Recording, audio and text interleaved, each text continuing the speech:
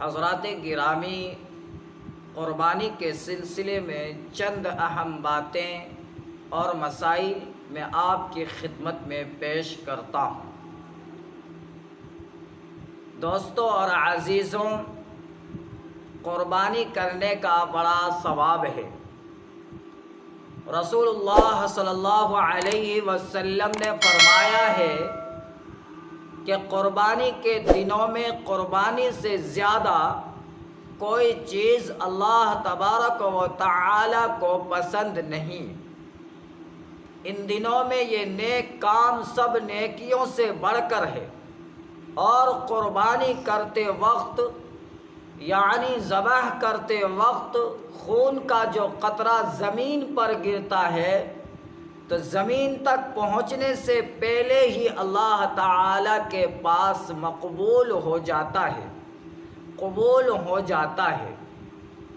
اور حضرت رسول خدا صلی اللہ تعالی علیہ وسلم نے فرمایا ہے کہ قربانی کے جانور کے بدن پر جتنے بال ہوتے ہیں،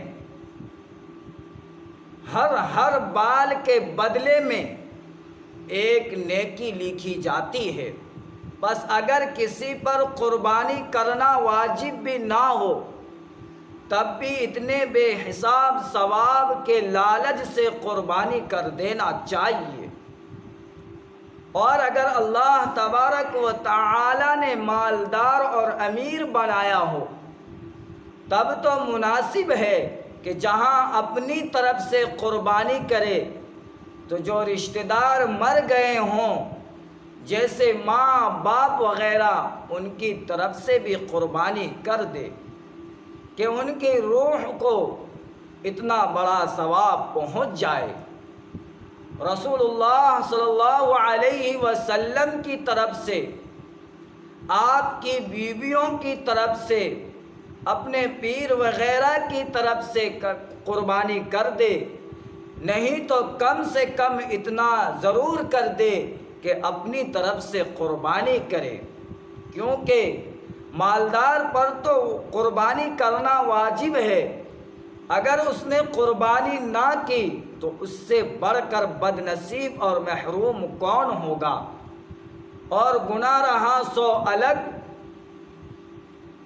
قربانی کا جانور قبلہ رخ لٹا دے تو پہلے یہ دعا پڑھے، انی وجہت وجہی للذی فطر السماوات والارض حنیفا وما انا من المشرکین ان صلاتی ونسکی ومحیای ومماتی للہ رب العالمین لا شریک لہ وبذالک امرت وانا اول المسلمین اللہم منک ولک۔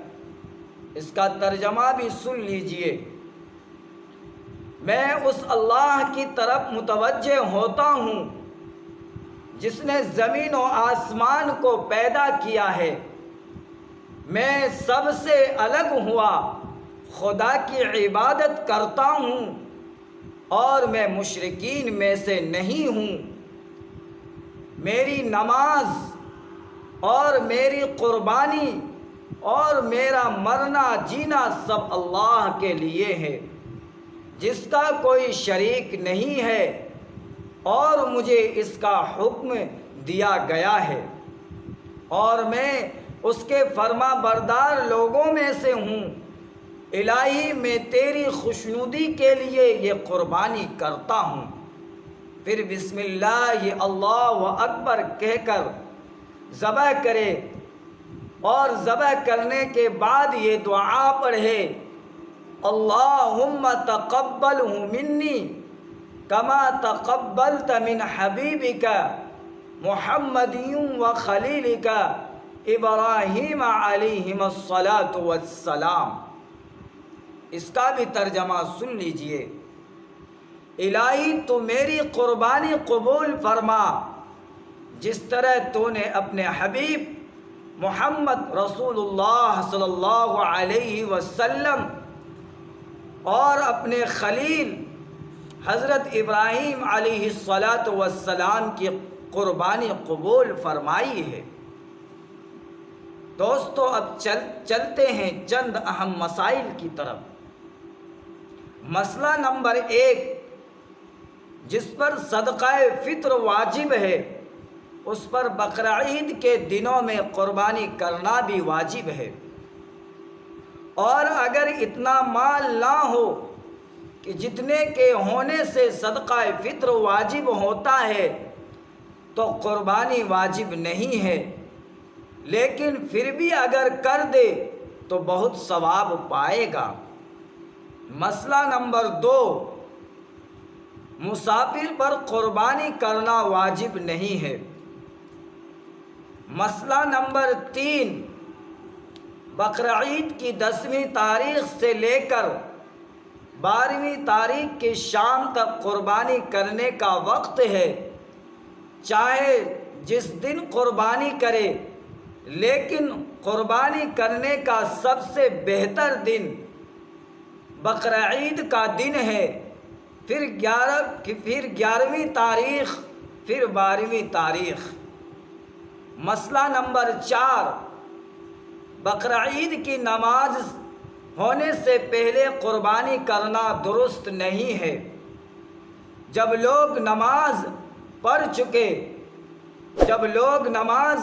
چکے تب قربانی کرے، البتہ اگر کوئی کسی گاؤں میں رہتا ہو تو وہاں فجر کی نماز کے بعد بھی قربانی کرنا درست ہے۔ شہر اور قصبہ کے رہنے والے نماز کے بعد کریں۔